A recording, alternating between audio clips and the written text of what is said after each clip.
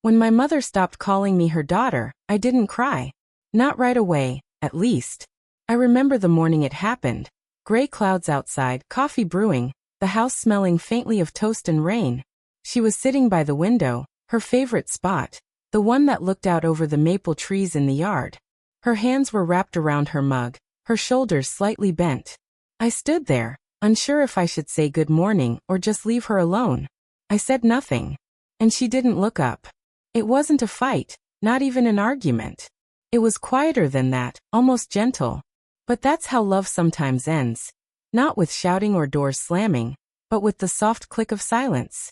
She didn't stop loving me that day. She just stopped showing it. And that's the part that broke me. My mother's name is Margaret. To everyone else she was Maggie, cheerful, chatty, always busy baking or fixing something. But to me she was Mom. Just Mom. We lived in a small house outside Portland, Oregon.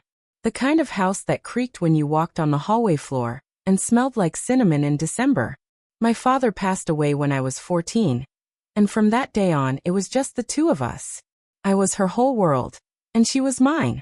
She worked 2 jobs, one at the grocery store, another cleaning houses, just to make sure I could stay in school and maybe one day, move out and have a life better than hers. When I was a kid, she used to leave me little notes in my lunchbox, tiny folded papers with words like, "I'm proud of you," or, "You make my days brighter." I used to keep them in a small tin box under my bed. I still have that box, though the papers have turned yellow with time. She didn't have much to give, but she gave everything she had. I was 19 when I met Michael. He was calm, polite, with that kind of quiet smile that made people trust him easily. Mom liked him at first. She said, "He's the kind of man who will never forget to bring you flowers." And for a while she was right. He was gentle. He loved me. And he made me feel like maybe, finally, life was going to be easy. We got married 2 years later. It was a small wedding in the church I grew up in. Mom cried that day. The proud kind of crying, the kind that comes with both joy and fear. I remember her whispering in my ear, "Don't forget where you come from, sweetheart." I promised her I wouldn't. But I did. Not intentionally, just slowly over time. After the wedding, Michael and I moved 2 hours away. I called Mom every week at first. Then every 2 weeks. Then sometimes I'd forget. Life got busy, work, bills, dinners, new friends. She'd leave voicemails like, "Hi honey, just checking in. Hope you're eating well." Sometimes I wouldn't call back until days later. When I did, she never sounded angry. Just quieter. Like she was trying not to take up too much space in my new life. The first time I noticed something had changed was on my birthday. I was turning 27. I waited all morning for her call. It never came. By evening, I gave in and called her myself. She answered on the second ring. "Hey Mom," I said. "Oh Emily." "Hi," she replied. Her voice was warm but distracted that I waited for her to say happy birthday. She didn't. She asked about the weather instead. We talked for maybe 5 minutes, about her garden, about Michael's new job, and then she said she needed to finish something in the kitchen. That was it. When I hung up, I just sat there, holding my phone, wondering if maybe she'd forgotten. But deep down I knew she hadn't. The next time I visited, the house felt different. The walls were the same, but the warmth was gone. She offered me coffee, but her tone felt formal, like she was serving a guest. At one point I said, "It feels strange being here." She smiled faintly. "It's been a while since you've been home." Her words weren't meant to hurt, but they did. I tried to fill the silence with small talk. Her health, the neighbors, a new show I was watching, but it all felt forced. I could sense her holding back. She was polite, kind, but distant. When I was leaving, she walked me to the door. I hugged her tightly. She patted my back once, like you do when you're not sure if you should hug back or not. I drove away with tears I couldn't explain. Weeks turned into months. Mom called less often. Sometimes I'd send photos, me and Michael at dinner, a new plant I bought, but she rarely replied. When I finally asked if something was wrong, she said, "Nothing, sweetheart. You're just busy living your life. That's how it should be." But it wasn't how it should be. She wasn't just my mother, she was my best friend. And now, she was slipping away from me, quietly, without confrontation, without words. I told myself she'd get over it, that it was just part of growing up. But love doesn't disappear because of distance. It disappears because of neglect. One Sunday, I decided to surprise her. Michael drove me down to see her. When we arrived, she was in the yard, trimming her roses. "Oh," she said when she saw me. "I didn't know you were coming." I smiled, trying to make it light. "I wanted to see you." She nodded, brushing her hands on her jeans. "You should have called. I would have baked something." We went inside. The house was spotless but too quiet. I walked past the living room. The photos on the mantel were the same, except one was missing. It was a picture of me from high school graduation, the one where she had her arm around me. I asked her about it. She said, "It fell down and the frame broke. I haven't replaced it yet." But the way she avoided my eyes told me otherwise. We sat at the kitchen table, and she poured coffee for us both. It felt like sitting across from a stranger who wore my mother's face. She asked about my job, Michael's family, the new apartment, all polite, surface-level questions. Then she said something that still echoes in my mind. "You seem happy. That's good. I don't want to be in the way." I told her she could never be in the way. She smiled faintly. "That's kind of you to say." Kind. Not loving. Kind. Like I was someone being nice to an old neighbor. That evening, as I got ready to leave, I said, "I'll call you tomorrow." She nodded. But before I walked out, I turned and said softly, "I miss how we used to be." She looked at me for a long moment, then said, "That was a long time ago, Emily." I stood there, not knowing what to say. And then, almost as an afterthought, she added, "Drive safe." "No, I love you." "No, come visit soon." "Just drive safe." That was the last time she called me her daughter. After that, when people visited, I noticed she'd introduce me differently. "This is Emily," she'd say. "Not my daughter Emily. Just Emily." It sounds small, but when love turns into formality, it's devastating.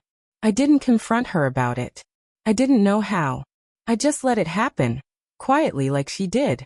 I don't remember the exact day it sank in, but one morning, as I was scrolling through my phone, I saw a photo she'd posted, her and my younger cousin smiling.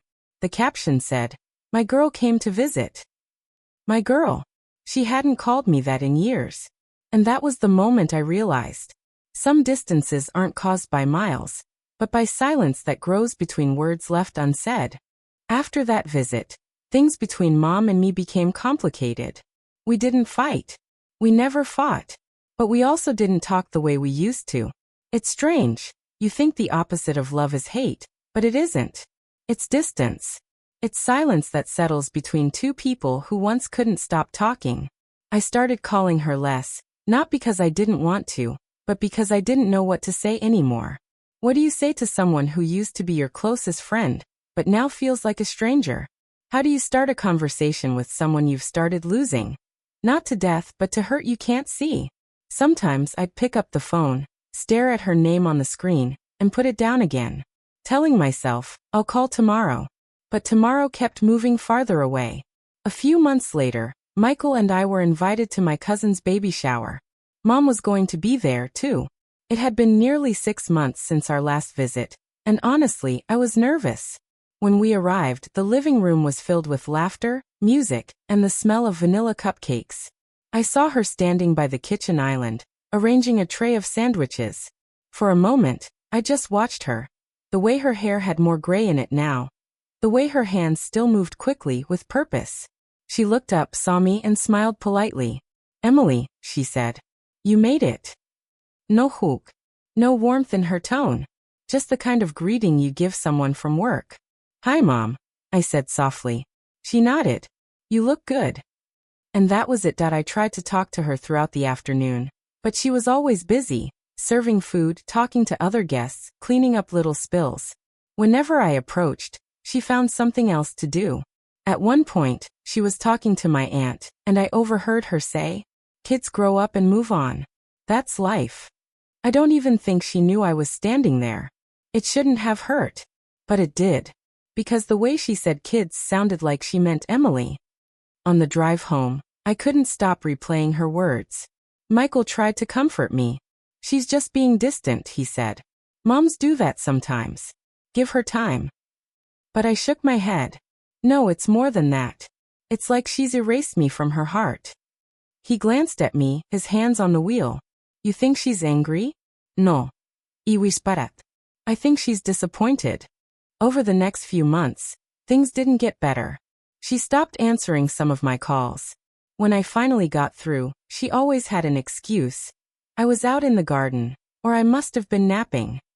Once, I asked her if I'd done something wrong. There was a long pause, then she said, No, honey. You just grew up.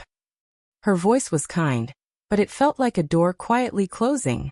Around that time, I found out I was pregnant. It was unexpected, but beautiful. I remember holding the test in my hands, crying and laughing at the same time. The first person I wanted to tell was her. But when I called, she didn't answer. So I left a voicemail. Mom, it's me. I have news, big news. Please call me back. She didn't. Not that day or the next. A week later, she finally returned my call. I could hear the faint sound of the television in the background when she said, You left me a message? Yeah, I said, smiling nervously. Mom, I'm pregnant. There was a pause, just a few seconds, but it felt like an eternity. Oh, she finally said. That's nice. That was it. No excitement, no questions, no joy. Just nice. I tried to laugh it off, saying, You're going to be a grandma. She said quietly, I guess I am. And something inside me broke right then that I spent nights wondering what I had done to make her feel so cold toward me. Was it because I moved away? Because I didn't visit enough? Because she felt replaced? I tried to reason it out, but all I found were memories. Of her teaching me how to bake, of her brushing my hair, of her saying I was her everything.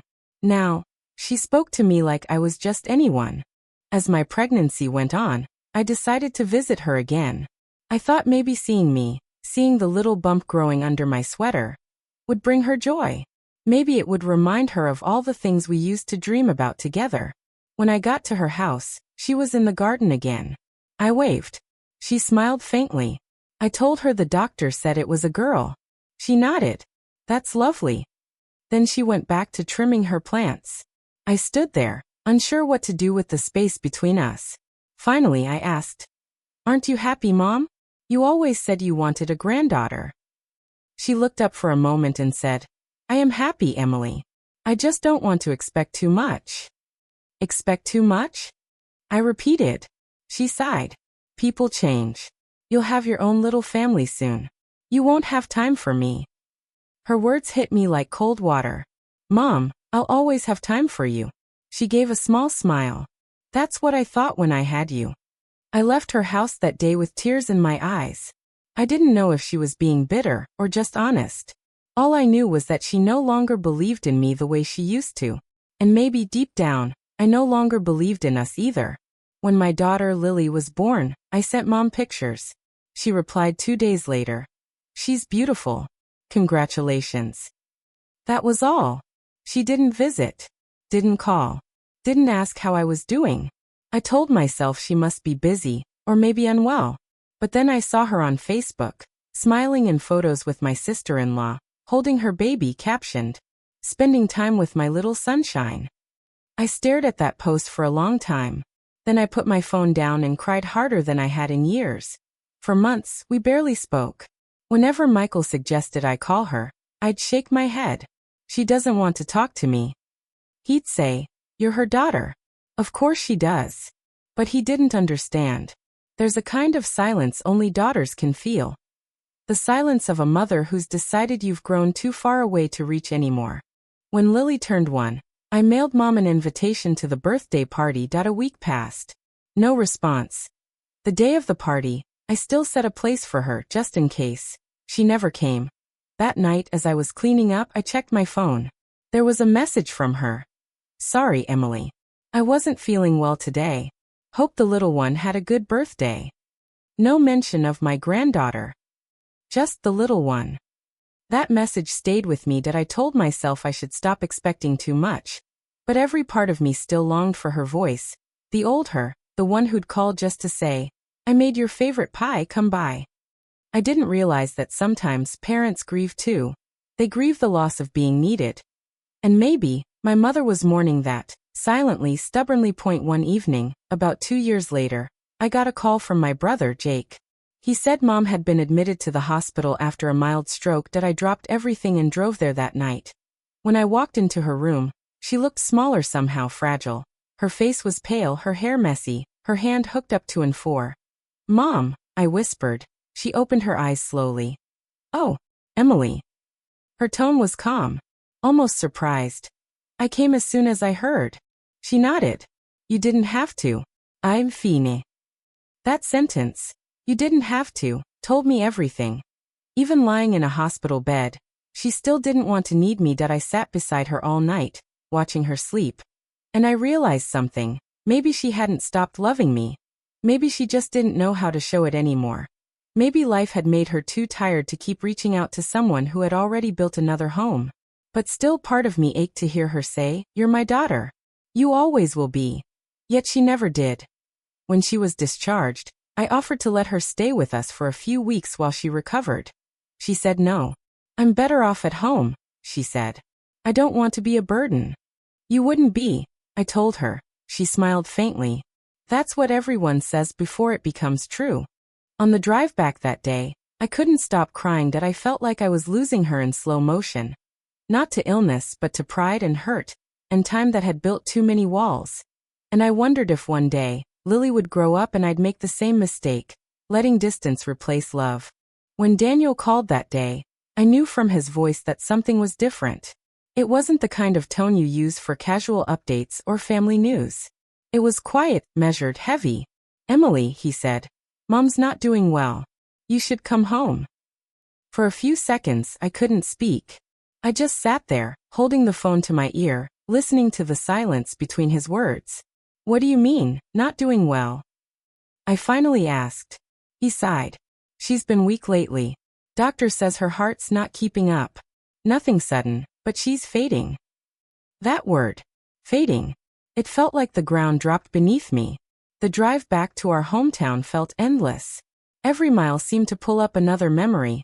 Birthdays, winters, laughter echoing through that old kitchen. I kept thinking about all the times I could have called, could have stopped by, could have said I'm sorry before things got this far. When I pulled into the driveway, the house looked the same. The white paint peeling a little more, the roses overgrown, the same old wind chime on the porch swaying gently. But inside it was quieter. Daniel met me at the door.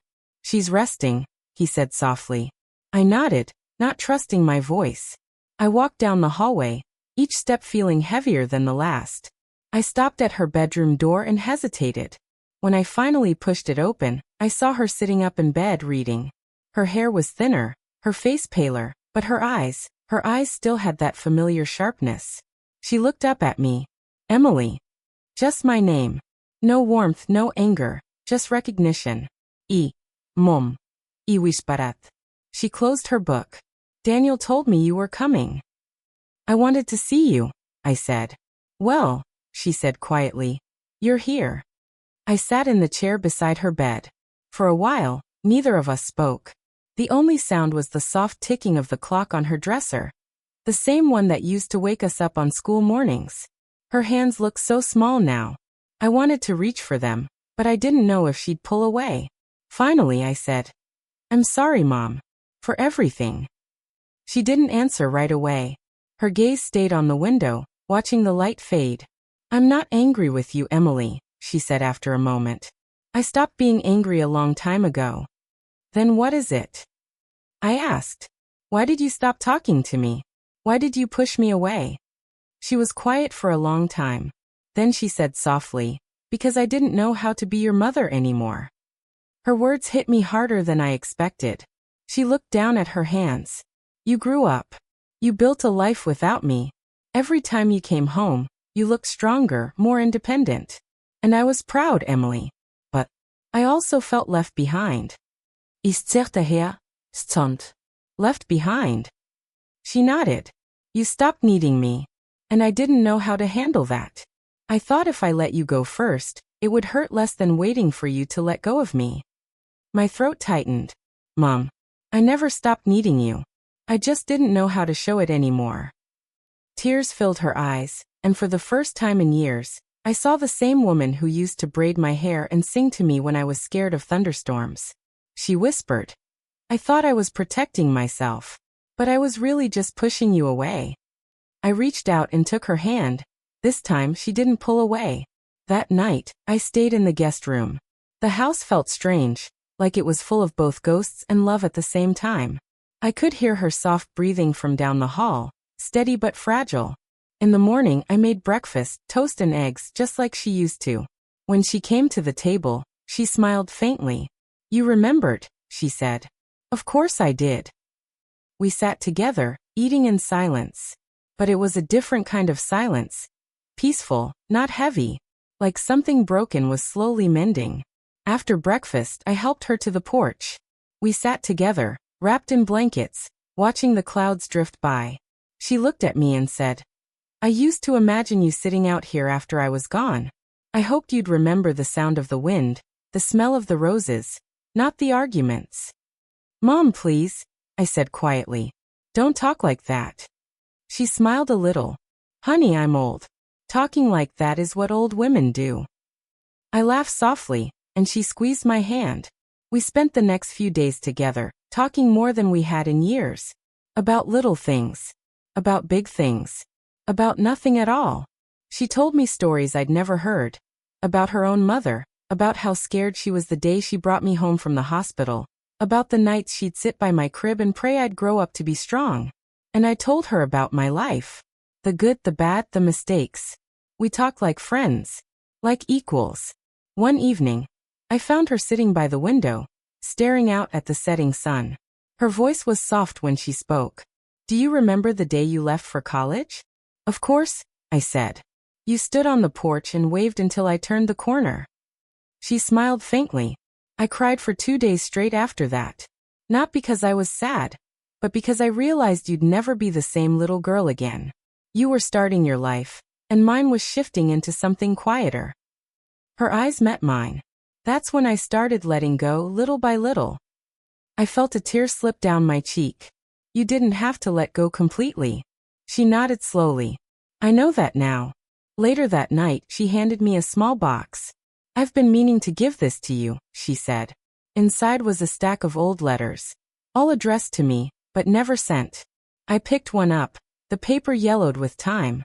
Each letter began the same way. "Dear Emily." Some were apologies. Some were confessions. Some were just small updates, about her garden, the weather, her thoughts. "Why didn't you send them?" I asked softly. "I didn't know what to say that wouldn't sound like I was blaming you," she said. "So I kept them, hoping someday we'd talk again in person." I closed the box and held it to my chest. "We're talking now," I whispered. She smiled weakly. "Yes, we are." That was the first time she called me her daughter again. It was the next morning. I was leaving to get her prescription, and as I grabbed my coat, she said, "Drive safe, sweetheart. You've always been my stubborn daughter." I froze in the doorway, my heart swelling with warmth and pain all at once. After all those years of silence, all the distance and hurt, hearing her say my daughter again felt like a wound healing. I turned back, and she smiled at me, tired but peaceful. That day became the last full day we spent together. A week later, Daniel called again. This time, his voice broke when he spoke. "She's gone, Emily. She passed in her sleep." For a moment, the world just stopped. I couldn't breathe, couldn't move. But when I finally drove back to that house one last time, I felt something I hadn't felt in years. Not guilt, not regret, but peace. She had found her way back to me before she left. And in her room, on the nightstand beside her bed, there was one final letter addressed to me. It said simply, "Emily, I love you. I never stopped being your mother. Thank you for coming home." That was the turning point. Not her death, but her forgiveness. And maybe mine too. Because for the first time, I understood what she meant years ago when she said she was just tired. She wasn't tired of me. She was tired of holding on to pain. And so was I. After the funeral, the house felt emptier than I had ever seen it. The kind of emptiness that hums quietly, not from silence, but from absence. Daniel and I went through her things slowly. Not because there was much to do, but because we couldn't bear to rush it. Every item we picked up carried a story. A memory stitched into fabric, written into a note, pressed between pages of old books. Her glasses rested on the nightstand. The same pair she had worn every morning while reading the paper. The clock still ticked softly by her bed, as if time refused to accept that she was gone. When Daniel left for the evening, I stayed behind. I sat on her bed and just breathed. The house still smelled faintly like her lavender lotion. That was when I noticed something. The small wooden box she had given me, sitting on her dresser. I hadn't opened it again since the day she handed it to me. But that night, I lifted the lid. Inside were the letters, all those she'd written over the years. I started reading them one by one. Some were dated from the early days after I'd moved away for college. Dear Emily, your room feels too quiet without you. I left the light on for 2 nights before realizing you wouldn't be coming back soon. I'm proud of you. I hope you're eating enough. Love, Mom. Another one came from a year later. Dear Emily, I saw your photo in the paper, the art exhibit. You looked so happy. I didn't call because I didn't want to make it about me. But I wanted you to know I framed it and put it in the hallway. And one from a few years after that. Dear Emily, I keep thinking about how I spoke to you last time you visited. I was harsh. It's strange. Mothers always think they have time to fix things. I'll call tomorrow. Or the day after. Maybe. That maybe broke me. All the things she wanted to say were there, written in ink, trapped between her pride and her longing. By the time I reached the last letter, I was crying, not from guilt, but from understanding. She hadn't stopped loving me. She had just never found the right words to show it. And maybe neither had I. The next morning, I took a walk through the garden. The roses she planted were still growing wild, petals scattered across the path. She always said flowers were like people. They needed time, patience, and a little forgiveness. As I stood there, I could almost hear her voice again. Soft. Patient. A little stubborn. You'll understand one day, Emily, she used to say. Being a mother isn't about being right. It's about loving someone even when they don't see it. And I did understand now. Finally. I decided to keep the house, not out of obligation, but out of love. I fixed the porch steps, cleaned the windows, planted new roses. Every corner of that home carried pieces of us. Laughter, silence, arguments, forgiveness. It wasn't perfect, but it was ours. Sometimes I'd sit at the kitchen table with a cup of tea, just like she used to, and talk to her in my head. I'd tell her about my day, about Daniel's kids, about the way the sunset hit the windows in the evening. It wasn't sadness anymore. It was comfort. And on quiet nights, when the house felt still and the world outside faded into darkness, I'd whisper, "Good night, Mom." Because somehow, I believed she could still hear me. Months later, Daniel and I gathered to sort through her papers for the last time. As we packed away old files, I found an envelope labeled for Emily. Inside was a small note written in her familiar hand. If you're reading this, it means you stayed. I always hoped you would. I was never good at saying the right things, but I prayed every night that you'd forgive me for not knowing how to love you the way you needed. You made me proud every single day, even when I couldn't say it out loud. Don't carry the weight of what we didn't say. Just keep living and love deeply the way I loved you. I folded that note and placed it in my pocket. It felt like she was still guiding me, even from wherever she was now. A few weeks later, I started something new. A small art class at the community center. I taught older women how to paint, how to express memories through color. On the first day, one of them asked me, "Why do you like painting so much?" I smiled and said, "Because it helps me remember people I can't talk to anymore." That night, after the class, I walked outside and looked up at the stars. I thought about how, in the end, love never really disappears. It just changes form, from words to memories, from presence to warmth. And in that quiet moment, I realized my mother never stopped calling me her daughter. Even when the words stopped, her love hadn't. I went back to her grave that weekend. I brought fresh lavender, her favorite. I knelt down, brushed the leaves from her name, and whispered, "I understand now. I really do." There was no wind that day, no sound, no sign, just peace. And for the first time, I didn't feel the ache of what was lost. I felt gratitude for what we had. Reflection ending.